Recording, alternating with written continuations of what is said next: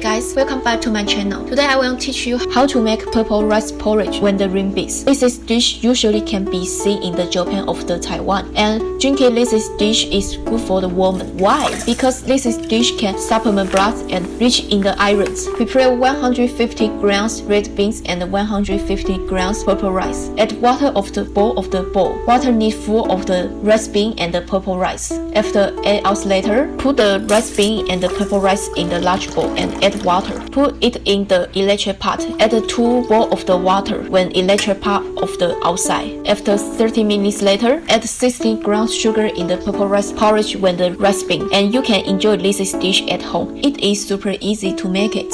And I hope you like this video. See you next time. Bye bye.